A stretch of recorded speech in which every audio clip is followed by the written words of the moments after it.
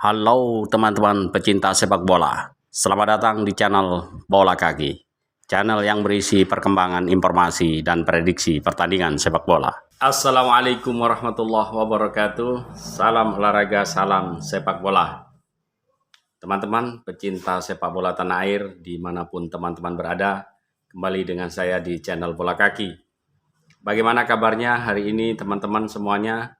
Saya berharap semuanya selalu dalam keadaan baik-baik saja, sehat walafiat, dapat berkumpul bersama keluarga, dan tentunya saya berharap selalu bahagia.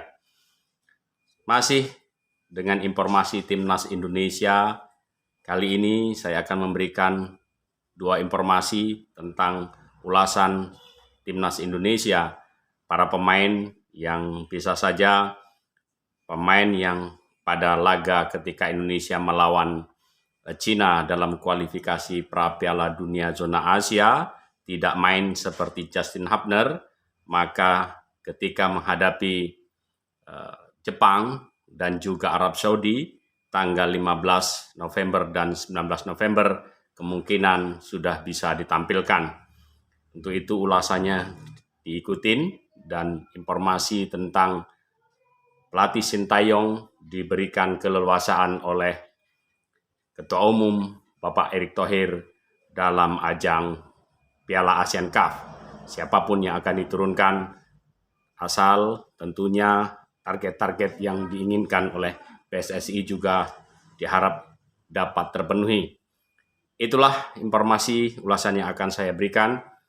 Sebelum lanjut, tetap saya mohon dukungan dan ucapan terima kasih saya sampaikan kepada seluruh teman-teman yang sudah menonton video saya dan juga menekan tombol like serta subscribe. Tetap ikuti channel ini dan saya akan memberikan informasi ulasan-ulasan tentang Timnas Indonesia bukan yang berupa hoax. Baik teman-teman, untuk itu saya ucapkan banyak-banyak terima kasih.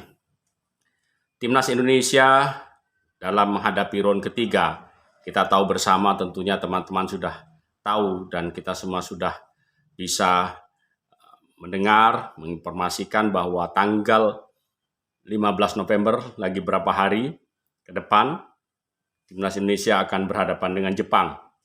Dan tanggal 19 kita bertemu dengan Arab Saudi dalam kualifikasi pra-Piala Dunia zona Asia, di mana Indonesia masih berpeluang untuk menduduki peringkat 3 ataupun 4 karena persaingan masih cukup terbuka, saling susul-menyusul angka masih bakal terjadi hingga pertandingan-pertandingan berikutnya.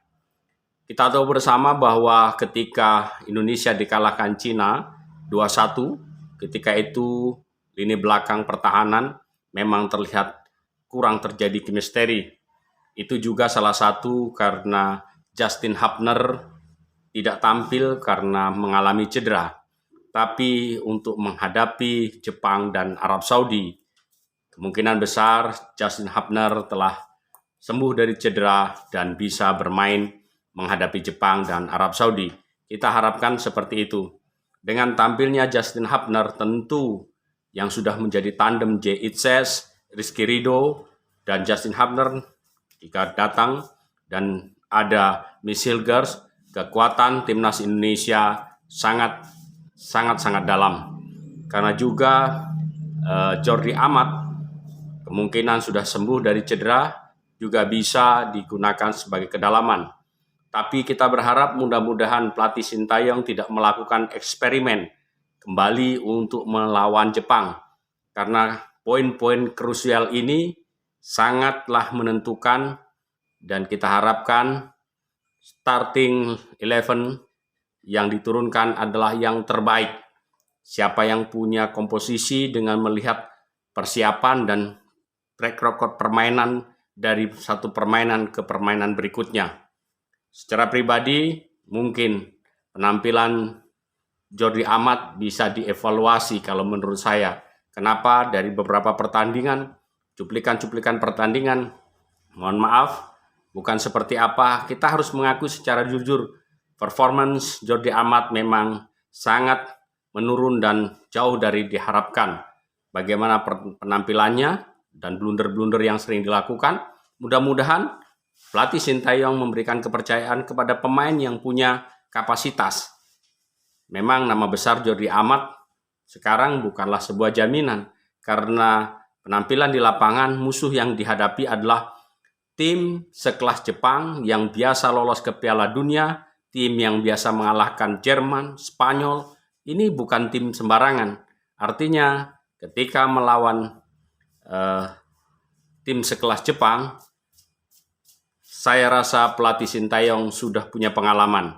Dan secara pribadi saya melihat bagaimana cara bermain Jepang dengan komposisi, kolektivitas, penguasaan bola yang begitu tinggi, dan terpenting adalah kesabaran dalam menahan bola. Ball possession yang tidak mudah lepas dari pemain-pemain Jepang hingga terjadi chemistry yang sepertinya sudah saling nyetel dan menyatu. Ini salah satu kekuatan timnas Jepang. Bagaimana bola itu begitu lengket di kaki-kaki pemain Jepang, dan kolektivitas permainan ketika masuk ke dalam lini pertahanan tidak begitu tergesa-gesa, tapi melihat peluang, mencari celah untuk bisa menerobos pada lini pertahanan. Inilah sesungguhnya kekuatan pemain-pemain Jepang. Kolektivitas, kemampuan passing yang pas, dan penguasaan bola. Ini harus diimbangi oleh timnas Indonesia yang mempunyai kemampuan untuk pressure tinggi, mempunyai kemampuan untuk bisa menahan bola dan melakukan serangan di celah-celah pertahanan Jepang. Tentu ini akan lebih dipelajari oleh pelatih Sintayong. Mohon maaf, bukan maksud menggurui, tapi sebagai pecinta sepak bola, saya mengamati hal seperti ini. Itulah untuk lini pertahanan. Kemudian informasi berikutnya, teman-teman, pelatih Sintayong memang ditargetkan untuk dapat meloloskan tim setelah melawan Arab Saudi dan Jepang dan Arab Saudi. Bapak Erick Thohir menginginkan masuk pada round keempat. Ini sebuah target yang harus dipenuhi oleh pelatih Sintayong. Dan di bulan Desember, timnas Indonesia akan menjalani pertandingan di Piala ASEAN atau dulu dikenal dengan Piala AFF.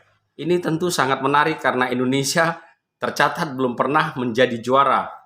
Kalau tidak salah dari tahun 1996, Indonesia memang tercatat menjadi runner up kalau kurang lebih 6 kali. Mohon dikoreksi teman-teman kalau saya keliru.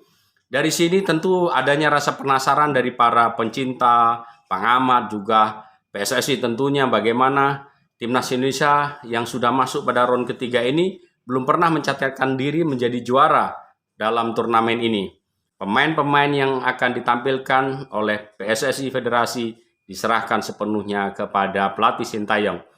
Tim mana yang akan diturunkan? Apakah tim U23 sebagai bentuk persiapan SEA Games, atau pemain kombinasi dari lapis kedua senior, seperti pemain-pemain yang dipanggil tetapi belum mendapatkan menit yang banyak ketika membela timnas senior. Semua bergantung dan diserahkan kepada pelatih Sintayong. Secara pribadi saya menginginkan pelatih Sintayong menurunkan tim muda. Mungkin bisa saja diambilkan berapa pemain dengan catatan risiko cedera harus diperhitungkan, karena fokus adalah pada Piala Dunia, menuju pra Piala Dunia. Jangan sampai pemain-pemain yang diturunkan adalah pemain-pemain yang juga dipasang untuk cadangan pada timnas senior. Jika terjadi cedera, tentu akan sebuah kerugian. Karena untuk pertandingan berikutnya, penyisian Piala Dunia, pra Piala Dunia itu di bulan Maret hingga bulan Juni. Ini harus diperhitungkan. Piala ASEAN sendiri memakan waktu yang cukup panjang. Oleh karenanya, tentu pelatih Sintayong ofisial sudah memperhitungkan risiko-risiko cedera, diusahakan seminim mungkin jika mereka yang diambil. Itulah teman-teman tentang timnas Indonesia yang dapat saya bagi dan kita ulas. Kita dukung saja timnas Indonesia, kita doakan dan terus semangat support timnas Indonesia, karena timnas Indonesia adalah milik dan kebanggaan kita bersama. Bersama saya Mas Nanang, salam olahraga, salam sepak bola.